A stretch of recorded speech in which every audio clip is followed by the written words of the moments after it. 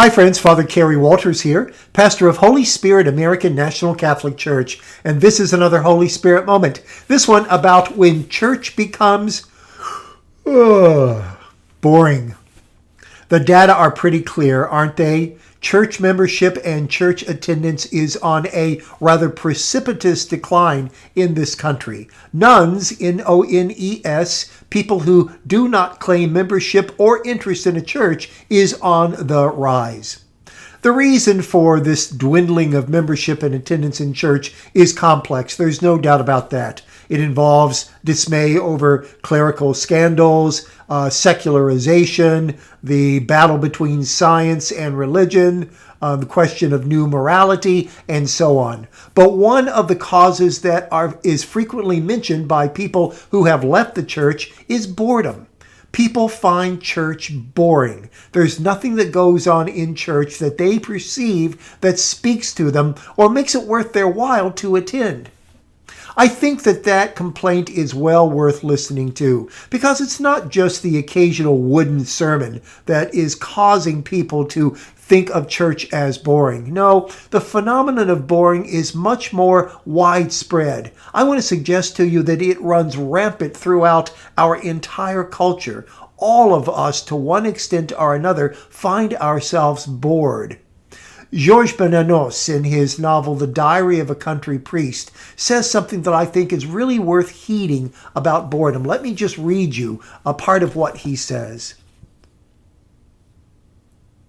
The world is eaten up by boredom.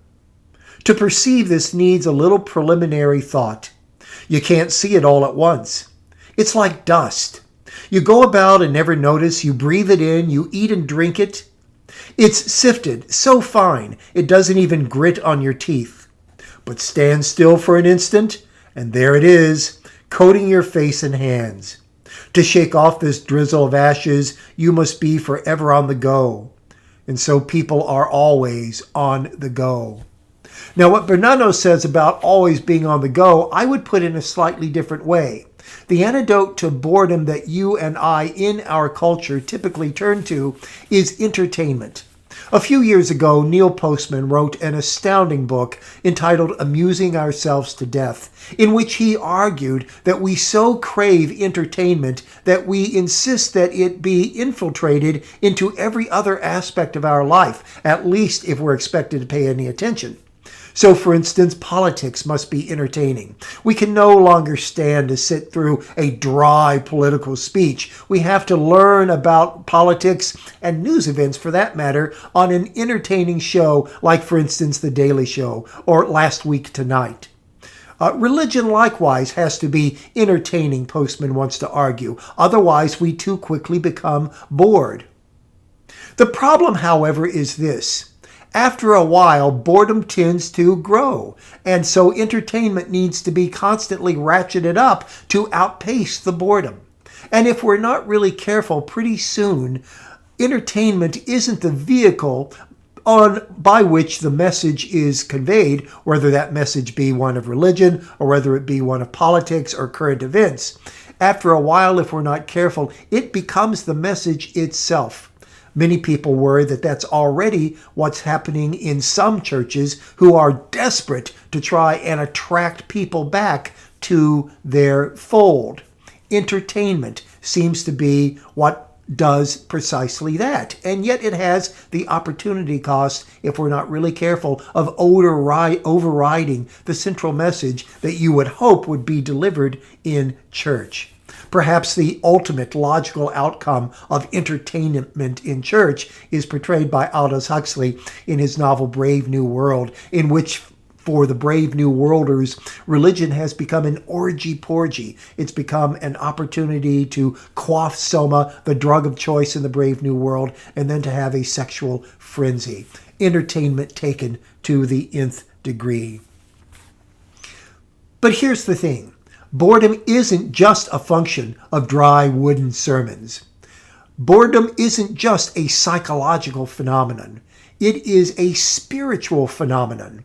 It is what, as a matter of fact, Bernanos, I think, astutely calls aborted despair.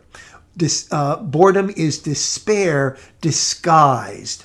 And so what we need to do in order to do something about boredom in the culture at large and boring church is to recognize its root, despair, and to try and do something about that despair. And where does despair come from? Well, I want to argue that despair is a consequence of not being able to make contact with the depth of reality. Despair is a function of our deep, deep-seated hunger for eternity and infinitude and unconditionality not being met. The culture in which we live doesn't encourage us to search for that for which our heart truly longs. Instead, it feeds us the fast food of entertainment, which then percolates into every aspect of our life, as I just mentioned. So it seems to me that if church wants to cease being boring, what it needs to do is to recognize this yearning for depth.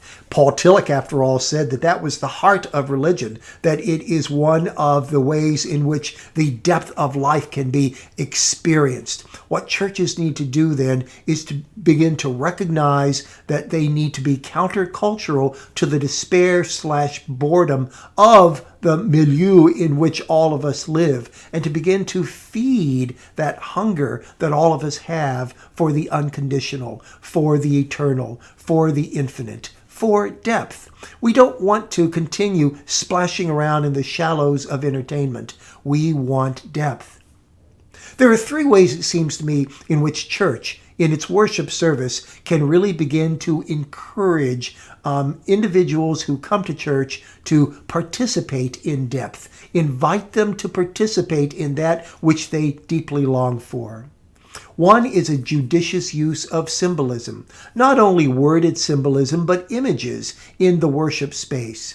Another is beauty. And it makes no difference whether the beauty is ornate, as you might see, for instance, in a European cathedral, or if it is stark and simple, as you might see in a Quaker meeting house. Beauty attunes the heart and the mind to that which transcends the here and now, just as good symbols do. And thirdly, it seems to me that what we can do in our worship service in order to invite people to participate in the depth which they yearn for is a judicious use of silence. In Catholic as well as Protestant services, any kind of silence seems to be awkward and unsettling. We want to rush right ahead if there's any silence into wordedness, into doing something, into making sure that the space is filled with some kind of noise. But as you and I know, that noise is there to prevent us from entering deeply as we possibly could into the presence of God in our midst.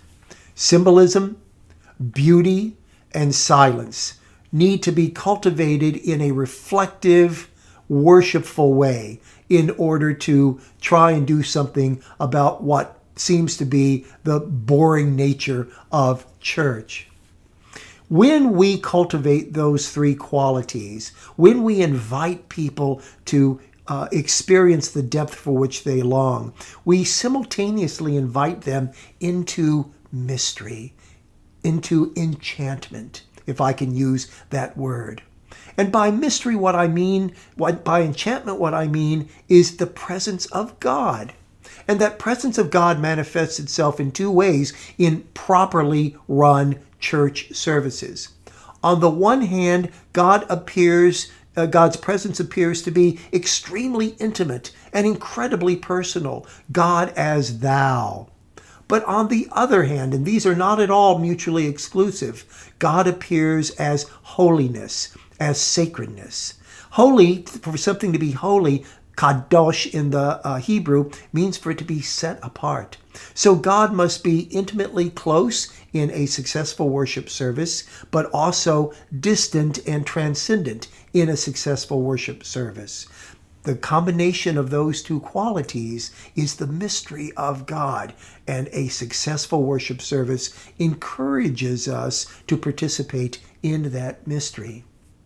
I suppose that the long and short of what I'm saying is what Karl Rahner said about the future of Christianity. Karl Rahner, of course, being what I consider to be the best Roman Catholic theologian of the 20th century. He said, the Christian of the future will be a mystic or will not exist. In order to revitalize church, in order to make it no longer boring, in order to invite people into depth and mystery through silence and through symbolism and through beauty. What we're doing is inviting them to take more seriously a mystical relationship with the Lord. One which transcends words, but which incorporates all words. One in which the beauty of the everyday leads us to the beauty of God. Friends, church need not be boring. I'm Father Kerry Walters, and this has been another Holy Spirit moment. Thank you so much for watching. If you are of a mind to, I invite you to subscribe. I'll see you next time.